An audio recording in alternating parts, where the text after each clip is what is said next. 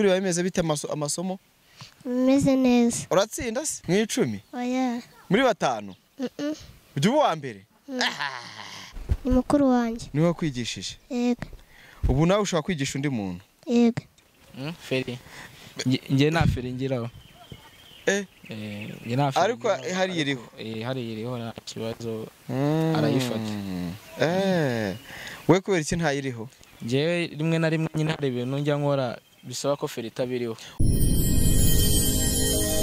Genda samuratsinze icyo ngukundiye uri umuntu mugabo urugendo rwiza kandi urugendo ruhire.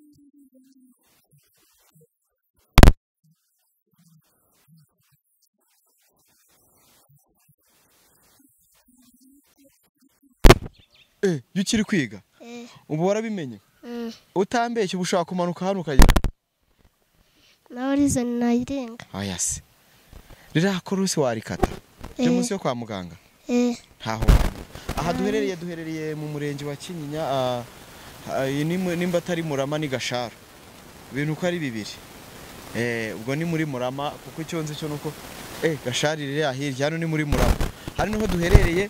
Uyu mwana ni umwana muto cyane afite impano yo kugenda kuri sketch. Ni ibintu bitamenyerewe cyane ku bana batoya. Dusanzwe tubona abantu bakuru bazigenda ugahora n'umuntu mu muhanda ariko ibaze noneho guhura n'uyu mwana n'ibintu ari gukora birenze ubwenge bwanjye nk'umuntu wabibonye. Ibi bintu kubera iki ari byo wahisemo murabizi abandi bana bato bavuga ati ngewe niba football abandi bavuga ati ngewe nkunda ibikinisho by'abana na wowe wakuriye mu bintu kandi ari byo abantu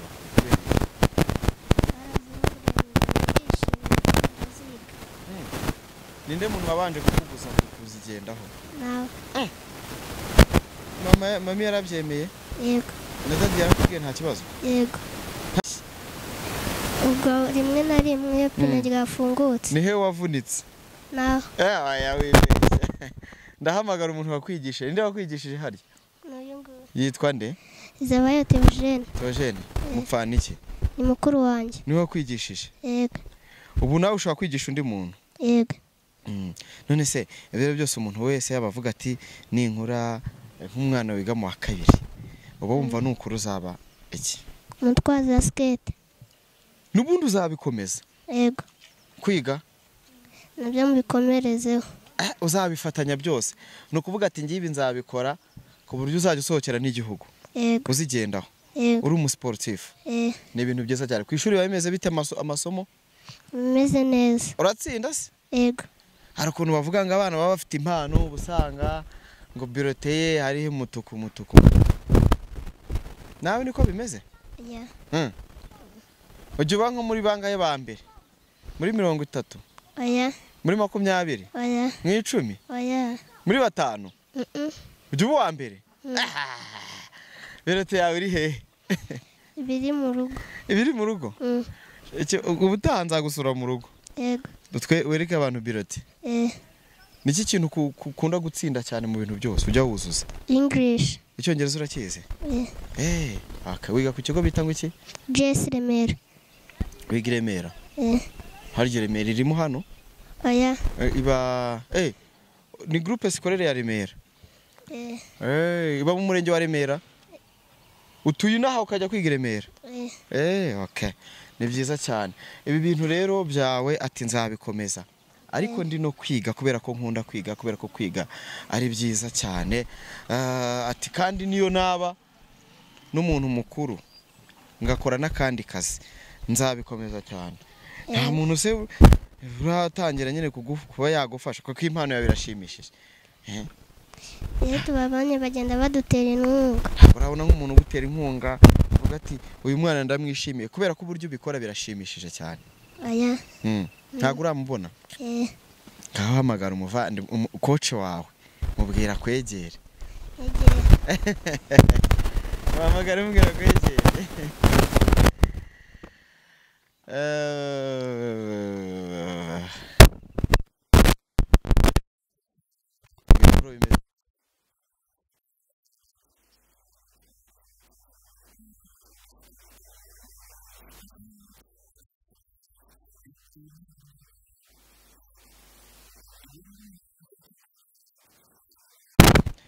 niko turi kuganira ndi kukubaza nimba hari abandi barumuna bawe ufite murumuna wanjye arahari akinkweto ifite ikibazo kandi urabona ibintu birahenze cyane nyine ntabwo ari ugupfa kubibona tu.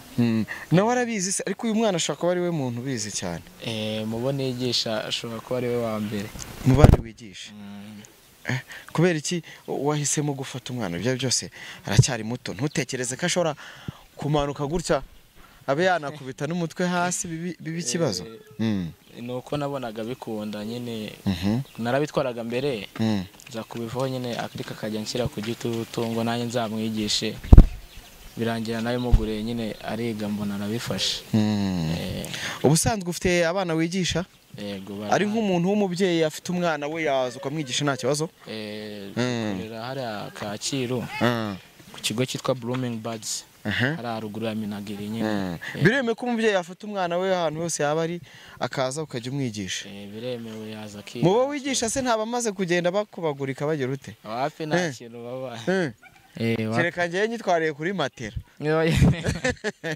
Kereka ari nk'umuhanda urimo matera nibwo nayigendaho. Wapi ntabwo biba bigoranye cyane. Kaburimbo mani. Byose bisaba kwiga. Yewe abari muri high risk. Wapi nta biba birenze. Ni ukuvuga ngo ibi bintu rero we ni undi wabikwigishije? Yewe sha urebye naye kabisa. Jewe naraziguze nyine. Uzigura utabizi? Naziguze nyine gutyo tu. Noneho zambaye mbona biri kuvamo. Ndavuga ati reka nige. Rimwe na rimwe nkajya nisunga abandi bari basanzwe bazitwara nyine nkabigiraho utuntu. Ejo nyuma ndavuga ati reka nshinge club yanjye. Hari abantu baba batitira cyangwa baranyweye urwagwa rwinshi. Ubu yazigendaho? Yazigendaho cyane. Firesi? Feri. Nge nta feri ngiraho. Ariko hari iriho? Hari iriho nta kibazo arayifata. We kubera iki ntayiriho? Ngewe rimwe na rimwe nyine hari ibintu njya nkora bisaba ko feri itabiriho. Ushobora nko kuva hano ukagera he? Use u Rwanda rwose warugiye, umujyi wose wawugenda? Ariko byaterwa n'inkweto umuntu aba afite. Ko hari nk'abantu njya mbona no mu mujyi tujyayo rimwe na rimwe mu maka free days. Bene byo gufata ku mamoto ntibishobora guteza ibibazo? Wapi. Ubwo nyine ibibazo bibaye aba ari nk'impanuka isanzwe. Abamotari se ari abazi ko bamufasha cyangwa hari igihe umufataho gusamba? Oya babizi ntabwo ayifataho atabizi. Abagomba kubimenya nyine kugira namenye uko atwara. Wow, ni byiza cyane kabisa. Ubu umuntu ashobora kwibaza akavuga ati ibi bintu uretse ko ari siporo, uretse ko ari umukino ngororamubiri, hari uburyo nkawo ubikora bishobora kugira uburyo nyine biguha akantu? Nko ku babyeyi mfite abana babo nigisha afite ukuntu nyine bagomba kubongenza kugira ngo umeneze imbere club yanjye. Yego. Ufite abana bangahe wigisha? Iryo shuri ndifunguye vuba ndacyafite abana bakeya biga muri icyo kigo nyine ababyeyi bo hanze ntabwo baratangira kuza ari benshi. Ufitemo nka abanyeshuri muri icyo kigo mfite 20. Ariko ni benshi umusa. Ubwo reka tubwire n'abantu bari kureba iki kiganiro. Reka tubwire n'abantu bari kureba iki kiganiro nimba byemewe ubwo nimero yawe turaza kuyishyiraho. Yego. Bazaguhamagara kandi nabwo nimba bishobora ko nk'umuntu yishimiye uyu mwana akavuga ati uyu mwana nabonye abikora neza, mbonye ukuntu abitwaye biranshimisha. Nkuko wenda ashaka no kubikora hano yahura n'undi muntu wenda akakora mu mufuka. Iyo ashatse kumufasha yamufasha. Ikibona ari icyo akeneye cyane muri umuna wawe. Akeneye cyane urebye n'ibikoresho. Kuko hari igihe rimwe na inkweto ye ishobora kugira ikibazo. Nje nta mafaranga mfite yo kuhitamo gurira indabo kandi.